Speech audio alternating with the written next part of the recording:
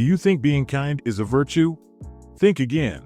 Because while you're busy pleasing others, they're taking everything from you, even your peace of mind.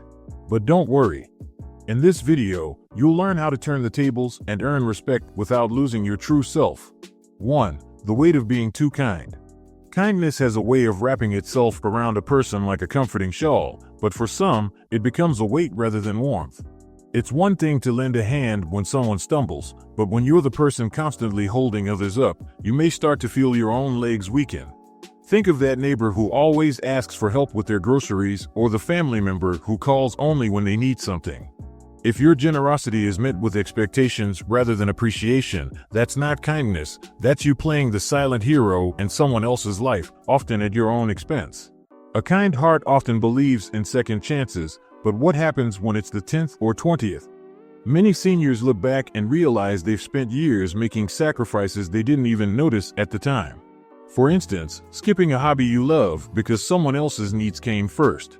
It's not about keeping score, it's about recognizing that too much kindness without balance can bleed into self-neglect. Imagine constantly giving slices of your pie to everyone else until there's nothing left for yourself. This invisible trap often starts with small things, agreeing to tasks you didn't have time for, brushing off small slights to keep the peace. Over time, you're stuck in a cycle of saying yes just to avoid the weight of conflict. But is peace truly peace if it's built on the silent erosion of your needs? The question you should ask yourself is whether you're being kind out of choice or habit, because habit, unlike choice, rarely serves you well. And here's a relatable scenario. Think of a grandparent who always agrees to babysit because they don't want to upset their adult children. What if saying no once allowed for a long overdue weekend getaway instead? True kindness doesn't mean living without joy or freedom. The weight of being too kind often presses hardest on those who forget they're allowed to put themselves first. 2. Real kindness shouldn't leave you drained but rather feeling fulfilled. When did helping others become a sacrifice instead of a choice? Perhaps it's when requests became demands, and your sense of duty quietly morphed into submission. By now, you may feel that tension rising, that subtle realization that something's got to give. But here's the truth, breaking free of this invisible trap doesn't mean abandoning your kind nature. It means learning where kindness ends and where your well-being begins.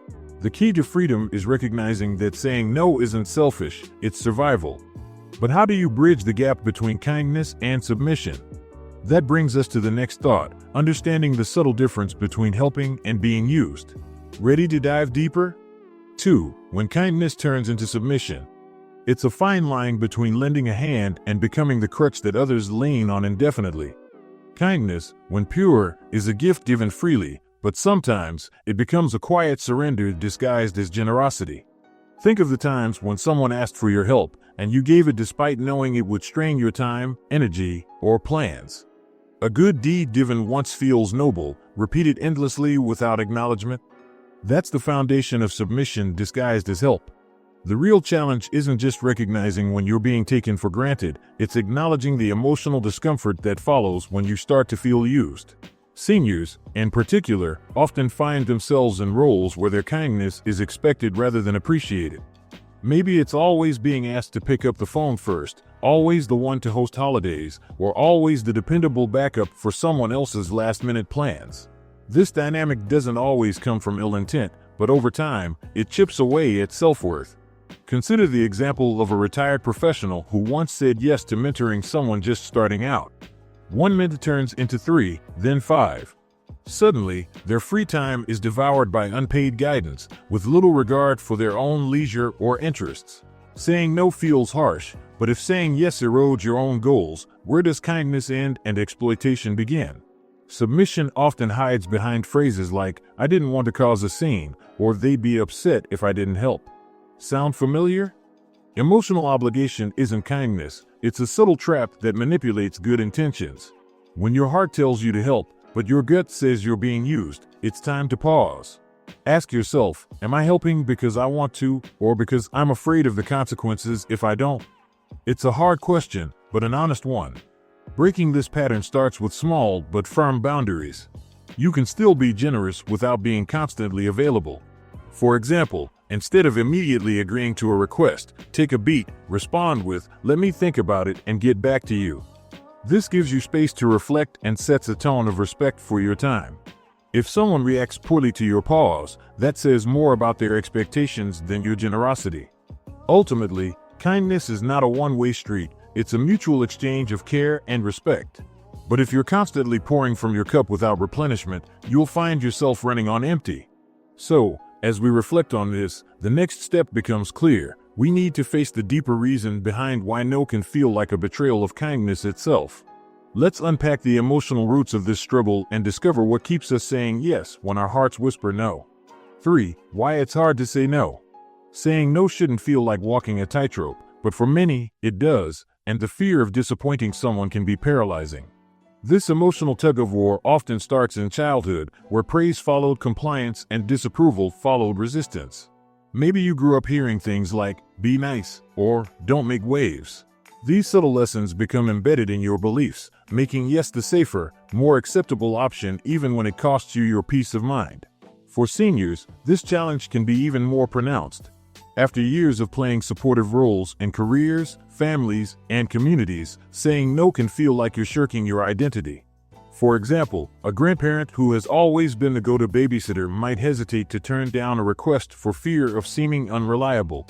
But here's a question: if your worth is tied solely to your willingness to sacrifice, is that truly respect or just an unspoken expectation? There's also the guilt that sneaks in after you've turned someone down. You know that sinking feeling in your gut that whispers, "you should have helped." But guilt is a tricky companion. It masquerades as compassion but often serves as self-imposed punishment. Instead of assuming responsibility for someone else's disappointment, try reframing the situation. What if saying no simply creates space for someone else to step up or for you to nurture your own well-being? Think about the last time you reluctantly agreed to something. Maybe it was attending an event you didn't feel up to or taking on a chore you had no energy for. What if, instead, you had paused and asked yourself, "what do I need right now?" Practicing this small but powerful pause can change your entire response. Rather than defaulting to automatic agreements, you begin recognizing what feels aligned with your values. Building this awareness requires self-compassion, a practice often overlooked but deeply important. Imagine telling a close friend that they need to stop spreading themselves thin. You'd be gentle, empathetic, and encouraging. So why not extend that same kindness to yourself? Self-compassion doesn't mean avoiding hard choices, it means acknowledging your limits without shame. Ultimately, the ability to say no is tied to knowing that your value doesn't hinge on how much you give away. It's about understanding that boundaries aren't barriers, they're bridges that lead to healthier, more respectful relationships. Speaking of relationships, let's tackle a common hurdle: the guilt that keeps you locked in emotional debt, convinced that setting boundaries means letting others down. Let's explore how to overcome that fear. 4. Guilt as an obstacle. Guilt often sneaks in like an uninvited guest, planting seeds of doubt just when you need clarity the most. It whispers that by saying no, you are letting someone down, that your refusal reflects a lack of love or commitment. But here's the truth: guilt thrives on a flawed narrative. It convinces you that prioritizing your well-being is selfish when, in reality, it's an act of self-preservation. The key to loosening guilt's grip is to recognize that saying no doesn't erase your care for others, it simply honors your care for yourself. For seniors, guilt can carry decades of weight. Maybe you've spent a lifetime being the family pillar, the one who organizes, listens, and fixes things. After years of fulfilling that role, setting boundaries can feel like betraying a promise you never officially made. Think of the retiree who finally wants to take up painting but feels guilty for declining yet another favor. The fear isn't really about the task, it's the worry of how others will perceive the change. But remember this: those who love you will understand, and those who don't were never entitled to your constant sacrifices. One way to reframe guilt is to think of kindness as a renewable resource. If you give too much without replenishing, you run dry. Would you expect a gardener to nourish a beautiful garden without taking time to rest, eat, and drink? No, and you shouldn't expect that of yourself either. Instead of framing your no as a failure, think of it as pruning, a necessary step to foster future growth and deeper connections. Consider practical ways to shift your response. Instead of a reflexive yes, try a compassionate but clear, "I'd love to help, but I need to take some time for myself this week." This phrasing acknowledges the request while establishing your boundaries. If you feel guilty afterward, remind yourself that boundaries don't diminish relationships, they strengthen them by fostering mutual respect and realistic expectations. Guilt can also be tied to how we measure our worth. Many of us were raised to believe that being good means being endlessly selfless. But kindness is most genuine when it comes from abundance, not depletion. Start small. Practice setting limits in low-stakes situations, like passing on an invite to a casual event when you'd rather stay home. As you build confidence, you'll find that saying no doesn't close doors, it opens new possibilities for balance and fulfillment. Breaking free from guilt means redefining your relationship with obligation and compassion. Boundaries allow you to serve from a place of joy, not duty. And once you've learned how to release the burden of guilt, the next step becomes clear, standing firm without feeling like you're being harsh. Let's explore how authenticity and kindness can coexist in perfect harmony. 5. Authenticity is not rudeness. One of the greatest misconceptions about setting boundaries is that doing so makes you harsh or unkind. In reality, authenticity, being clear and honest about your needs, can be one of the most respectful things you do for yourself and others. Think of it this way: honesty doesn't need to sound like a bark, it can sound like a melody. The way you express your truth matters as much as the truth itself. Just because you're firm doesn't mean you've lost your kindness. Many seniors have lived their lives avoiding conflict, choosing peace over confrontation time and again. And yet, there comes a point when holding back your honest feelings feels more like self-betrayal than courtesy. Imagine declining an invitation with a warm but assertive, "I won't be able to make it, but thank you so much for thinking of me." No excuses, no guilt, just a respectful statement that sets a boundary. Authenticity isn't about saying everything on your mind without a filter, it's about speaking what needs to be said without losing your compassion. Being firm also requires clarity. When you know what you want or what you need to protect, your words naturally become more confident. For instance, if someone tries to pressure you into an obligation, a clear response like, "That doesn't work for me, but I hope it goes well for you," sends a message of respect for both parties. You're not dismissing their needs, you're simply reinforcing your own limits. Being clear doesn't mean being cold, it means communicating without ambiguity. There's also an emotional side to firmness, the fear that you'll come across as rude or distant. That fear is often rooted in how we've been socialized to keep the peace at any cost. But the truth is, people who genuinely care about you won't be pushed away by your honesty. In fact, they'll likely appreciate knowing where you stand instead of guessing or assuming. And those who react poorly, it says more about their expectations than your character. A helpful way to practice this balance is through empathy-driven communication. Instead of saying, "I can't believe you're asking me that again," try, "I understand why this is important to you, but I can't commit to it right now." You're acknowledging their feelings without bending your boundaries. This approach keeps your interactions respectful and avoids unnecessary conflict while protecting your emotional well-being. Remember, authenticity doesn't strip away kindness, it elevates it. Being firm shows that you respect yourself enough to be honest and that you trust others enough to handle that honesty. Once you understand this dynamic, you'll see that authenticity doesn't close doors, it opens them to deeper, more genuine connections. And with this clarity, it's time to explore the risks of failing to set boundaries, the creeping exhaustion that comes when you give until there's nothing left. 6. The dangers of not setting boundaries. Failing to set boundaries isn't just a minor inconvenience, it's a slow erosion of your emotional and physical well-being.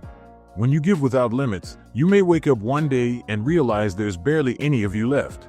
It starts with small sacrifices, skipping your morning routine to help someone or saying yes to something you dread out of obligation. One act becomes a habit, and before you know it, exhaustion takes root. It's not just tiredness, it's a depletion of your essence. Think about the friend or family member who constantly needs something, and you feel obligated to comply because it's just this once, even though it never really is. Over time, these small concessions accumulate, leaving you drained. Imagine a well that's continually tapped but never refilled. No one can draw from an empty well, yet we often believe we can power through without consequence. The truth is, ignoring your limits can lead to burnout, resentment, and even physical health issues. Another hidden danger of boundary neglect is the quiet loss of your identity. When you say yes too often to others, you risk saying no to yourself. Hobbies, passions, and downtime become casualties of an overextended schedule. For seniors, this can be particularly isolating. What should be a season of rediscovery turns into one of depletion. For example, how many times have you postponed something you've always wanted to do because someone else's needs seemed more urgent? The price of constant availability is often your own joy. Boundaries aren't barriers, they're lifelines. They protect not only your time and energy, but also your sense of self.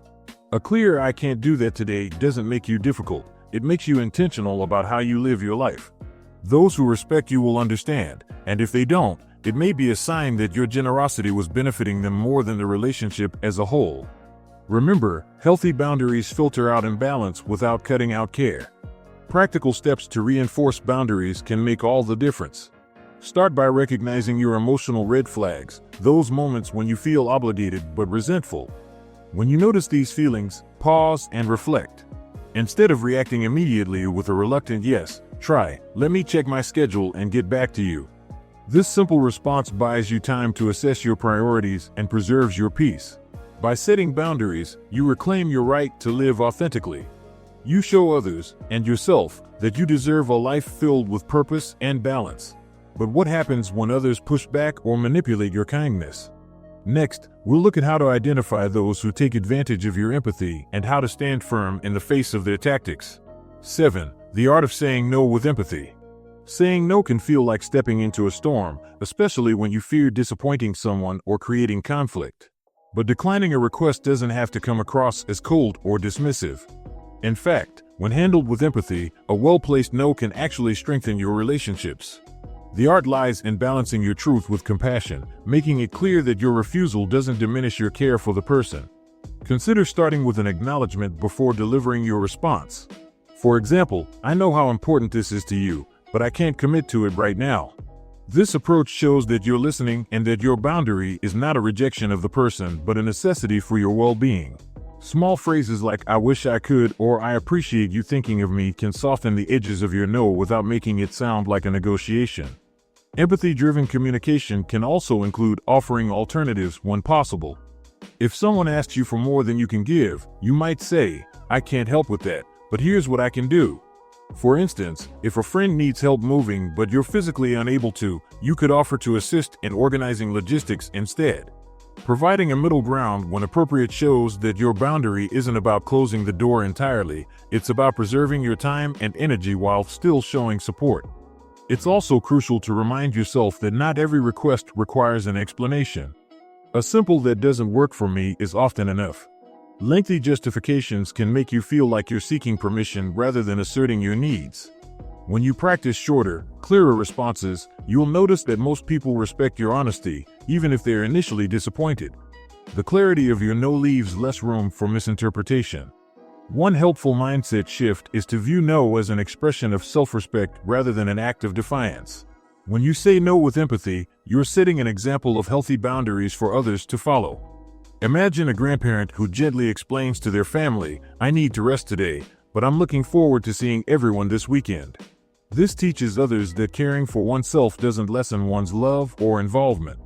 Ultimately, empathy doesn't dilute your strength, it enhances it. By learning to say no in a way that respects both your needs and the feelings of others, you create a more balanced life. You'll find that those who genuinely value you will accept your boundaries, and those who don't may never have appreciated you for who you are. Now that you've embraced the power of compassionate refusal, it's time to delve deeper into how you can recognize and stand firm against those who seek to exploit your kindness. 8. Recognizing manipulators. Kindness is a beautiful trait, but it can also make you a magnet for manipulators, those who see your generosity not as a gift, but as an opportunity. These individuals rarely come across as outright demanding. They often cloak their requests in flattery, guilt, or exaggerated helplessness. It starts small, a favor here, an emotional plea there, but over time, the needs become a constant burden that drains your time and energy. The trickiest part? They often make you feel like saying no would make you the bad guy. Manipulators often operate under the guise of vulnerability or shared history. For example, a lifelong friend who calls only when they need something may begin the conversation with, "You've always been the only one I can count on." It's a powerful statement that tugs at your heartstrings, but is it true reciprocity? Genuine relationships have give and take, not a one-sided expectation of endless support. Recognizing this dynamic can be uncomfortable, but it's the first step to breaking free. A telltale sign of manipulation is how the person reacts when you set a boundary. Do they accept it gracefully, or do they resort to guilt-tripping phrases like, "I thought you cared," or "after everything I've done for you"? Their reaction isn't about your choice, it's about their discomfort with not getting their way. Staying calm and reinforcing your boundaries can help you resist the urge to backpedal into compliance. Instead of defending yourself with long explanations, try a simple, firm statement, "I can't do that right now." Then, leave it at that. Manipulators also rely on your fear of conflict. They count on your desire to keep the peace, knowing you'll likely agree just to avoid discomfort. But avoiding temporary conflict often leads to long-term exhaustion. Imagine agreeing to something for the 10th time in a row just to avoid an awkward conversation. How much of your peace are you willing to trade for their convenience? When you start seeing the imbalance for what it is, it becomes easier to spot. One strategy to handle manipulators is to practice what's called empathetic detachment. Acknowledge their feelings without absorbing their demands. For example, "I understand that this is difficult for you, but I have to prioritize my time right now." This keeps the conversation respectful while maintaining your boundary. Another approach is to create a plan of action for repetitive requests. Decide in advance what your response will be when someone asks for something unreasonable. Understanding how to identify manipulation helps you reclaim your kindness as a strength, not a weakness. You're not withdrawing care, you're choosing where your energy is best invested. Once you recognize these patterns and stand firm, you build resilience against emotional exploitation. And with this clarity, you're ready to explore an even deeper truth: when kindness itself becomes a mask we wear to seek approval or avoid conflict. Let's uncover how people-pleasing can sometimes disguise itself as generosity. 9. When kindness is a mask. Kindness can sometimes act as an invisible shield, a way to avoid uncomfortable conversations or keep relationships intact. But what happens when kindness becomes less about compassion and more about self-protection? If you've ever found yourself saying yes because you fear rejection, criticism, or conflict, you might be using kindness as a mask. It's not that your heart isn't in the right place, it's that your fear of upsetting others is taking the lead.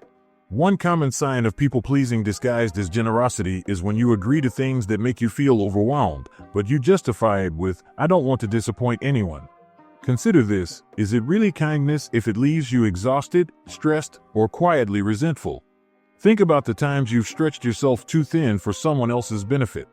Were you helping them out of genuine care, or were you avoiding the discomfort of confrontation? Recognizing this pattern helps you understand your true motivations. People-pleasing often stems from a need for validation or approval. It can be traced back to moments when you felt only as good as your ability to make others happy. Maybe you grew up in a household where you were praised for being easygoing or selfless, but that praise came at the expense of your individuality. Now, as an adult, you may find it difficult to prioritize your desires without feeling guilt. It's important to remind yourself that true self-worth isn't determined by how well you please others. Consider this: if you're always saying yes, you're not giving the people around you a chance to grow either. By stepping back and occasionally declining, you create space for others to step up. Think of a friend or family member who always relies on you to organize events or solve last-minute problems. Saying no doesn't mean you're abandoning them, it means you trust them to handle things on their own. It also teaches them that your time and energy are not endless resources. To break the cycle, start small. Practice setting boundaries in low-pressure situations. For example, if someone asks you to do something that doesn't fit your plans, respond with, "I can't commit to that right now, but I hope everything works out." You'll find that over time, this practice builds your confidence and reinforces the idea that your no is valid and necessary. It's not about closing doors, it's about opening space for balance and respect. When you peel back the layers of people-pleasing, you discover the freedom to live authentically. You stop giving kindness as a trade for acceptance and start offering it from a place of abundance. And once you've embraced this shift, it's time to redefine what it means to be truly kind, where boundaries and respect lead to richer, more fulfilling relationships. Let's explore how we can build mutual respect through kindness that comes from strength rather than fear. 10. Redefining the meaning of being kind. Kindness is often mistaken for submission, but true kindness thrives in an environment of mutual respect. When your actions stem from an authentic place rather than a need for approval, you begin to create stronger, healthier connections. Being kind doesn't mean bending until you break. It means offering your time, energy, and care without sacrificing your sense of self. Real kindness isn't about pleasing others, it's about fostering relationships that uplift everyone involved. Think of the difference between helping someone out of genuine goodwill versus helping because you feel obligated. Imagine being the one who always organizes family gatherings, not because you love doing it, but because it's expected. Over time, you start to feel more like a servant than a family member. True kindness includes having the courage to say, "I've done this for a while, but I need someone else to step in." By setting that boundary, you're showing that respect must flow both ways. Respect-driven kindness also means acknowledging your own needs. If you're constantly overextending yourself for others, your energy depletes until you have nothing left to give. Picture a garden. Without proper care, even the most beautiful flowers wilt. You need time and space to recharge, pursue your passions, and tend to your emotional health. By nurturing yourself, you have more to offer others, not out of duty, but out of true abundance. Building relationships on mutual respect starts with communication. Instead of silently hoping others will recognize your limits, express them calmly and clearly. For example, if someone asks for more than you can reasonably give, try saying, "I care about you, but I can't take this on right now." Simple but honest words like this set a precedent for healthier interactions. It's not about shutting others out, it's about inviting respect into the conversation. It's important to recognize that respect and kindness are a two-way street. Healthy relationships involve reciprocity, not unspoken obligations. When you let go of the fear that saying no will make you unkind, you create space for trust and understanding. Those who truly care will respect your boundaries, while those who don't may have been relying on your discomfort to maintain their convenience. By redefining kindness as an act of self-respect and generosity, not self-sacrifice, you open the door to deeper, more meaningful connections. True kindness doesn't demand exhaustion, it invites balance. And as you cultivate this mindset, you'll find that your confidence grows alongside your relationships. Now that you've built the foundation of mutual respect, it's time to strengthen your self-confidence and embrace your desires with pride. Let's explore the power of living true to your own goals and dreams. 11. Strengthening self-confidence. Self-confidence isn't just about how you present yourself, it's about the quiet assurance that your needs, dreams, and boundaries are valid. For seniors who've spent years accommodating others, this can be a profound realization. Confidence begins with the understanding that your life is yours to shape, regardless of outside expectations. It's not about being stubborn or selfish, it's about trusting that your desires are worth honoring. Consider how often your decisions may have been guided by what others needed or wanted. Perhaps you stayed in a role, agreed to an event, or postponed a dream because you didn't want to rock the boat. But true confidence comes from recognizing that pursuing what lights you up doesn't diminish your kindness, it strengthens it. Imagine finally signing up for that painting class or taking that long-planned trip without seeking anyone's approval. That's the essence of living authentically. Reclaiming your self-confidence starts with small, intentional choices. Begin by asking yourself, what do I genuinely want today? It might be as simple as choosing to enjoy your morning coffee without interruptions or finally setting aside time to work on a personal project. These small wins build a foundation of trust within yourself, proving that your desires are not only valid but essential to your happiness. The more you listen to your inner voice, the louder and more self-assured it becomes. Another key to strengthening confidence is redefining failure. Too often, we associate confidence with perfection, but in reality, confidence is built in the moments when things don't go as planned and we try again anyway. Think of a time you tried something new and felt awkward or unsure. That discomfort isn't a sign to stop, it's proof you're growing. Every misstep is a step forward when you view it through the lens of learning rather than defeat. Confidence also flourishes when you surround yourself with supportive relationships. Seek out those who encourage your growth rather than pull you into cycles of doubt. A supportive friend or community can be a mirror that reflects your strengths back to you. Likewise, give yourself permission to step away from those who constantly undermine your choices. It's not about burning bridges, it's about building the ones that lead to a healthier, more balanced life. By embracing your desires and trusting in your ability to pursue them, you reclaim the power that may have felt lost over the years.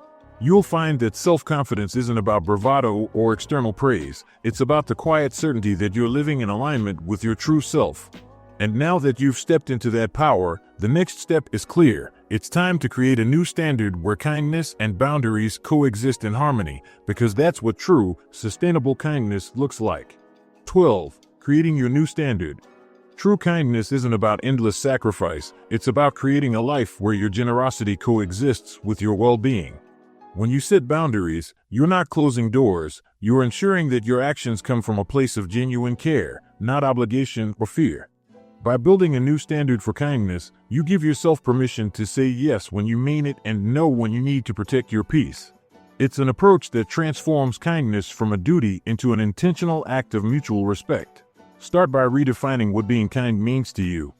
It's not about how much you give, but how authentic you feel while giving. Picture someone who volunteers out of love versus someone who volunteers because they're afraid of disappointing others. The former radiates warmth. The latter may quietly resent the time lost. Your kindness is most powerful when it aligns with your values and respects your limits. By choosing where and when to give, you become more present and impactful in every interaction. Boundaries reinforce your energy, enabling you to contribute meaningfully without losing yourself. Instead of feeling stretched thin, you can focus on what truly matters. Think of an artist who carefully selects their colors rather than trying to paint with every shade at once. When you narrow your focus to what aligns with your well-being, your kindness gains clarity and depth. You become intentional about your commitments, avoiding the trap of overextending yourself for fear of appearing selfish. When you establish this balance, others begin to understand and respect your limits. Some may resist at first, especially those who are accustomed to your constant availability. But true relationships withstand boundaries. In fact, they grow stronger. If someone respects you only when you're always saying yes, it may be time to reconsider the nature of that connection. Healthy bonds are built on mutual understanding, not unspoken sacrifice.